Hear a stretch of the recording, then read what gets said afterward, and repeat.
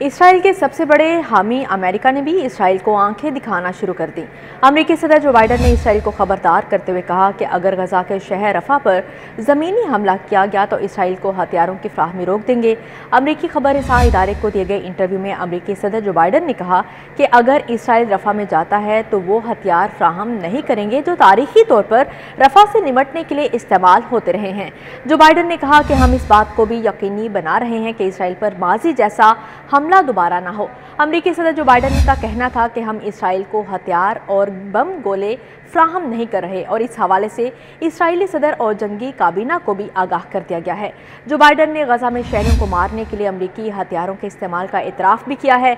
दूसरी जानिब रफा में अमेरिकी बमों के इस्तेमाल के खदशे के पेश नज़र अमेरिका ने इसराइल को बमों की फ्राहमी रोक दी है। अमेरिकी हुकाम के मुताबिक इसराइल को 2000 पाउंड्स 1800 बमों और 500 पाउंड्स वजनी 1700 बमों की तरसील रोकी गई है।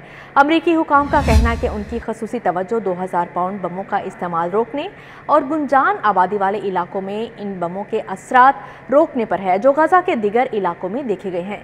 हुकाम के मुताबिक रफा पर हमले के इसराइली फैसले के बाद अमेरिका ने हथियारों की फ्राहमी का जायजा लिया, जिसके बाद रफा में अमेरिकी हथियारों के मुमकिना इस्तेमाल पर 2 इक़साम के बमों की खेप रोकने का फैसला किया गया। ख्याल रहे कि गुज़श्ता हफ्ते अमेरिकी न्यूज़ वेबसाइट ने दूसरा इसराइली अहदेदारों के हवाले से खबर दी थी कि अमेरिका ने अमेरिकी हथियारों की खेप इसराइल जाने से रोकी है। अमेरिकी वेबसाइट के मुताबिक व्हाइट हाउस ने इस वक्त खबर पर कोई तबसरा नहीं किया था।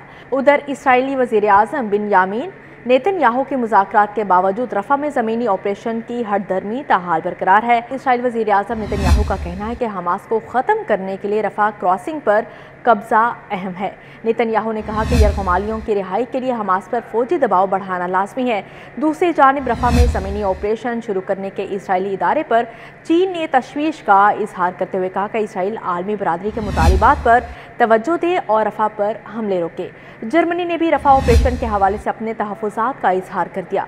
जर्मनी का कहना है कि रफा में कोई भी बड़ा ऑपरेशन नहीं होना चाहिए। रफा में मौजूद 15 लाख अफराद एकदम से गायब नहीं हो सकते।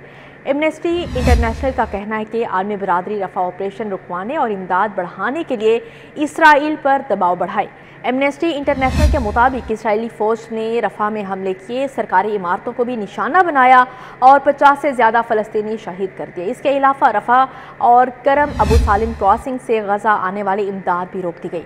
दूसरी जानिब अक़वाम मुत्तहिदा के जनरल असम्बली में फ़लस्तीन को मुकम्मल आज़ाद खुद मुख्तार रियासत का दर्जा कुल दिए जाने का इम्कान है।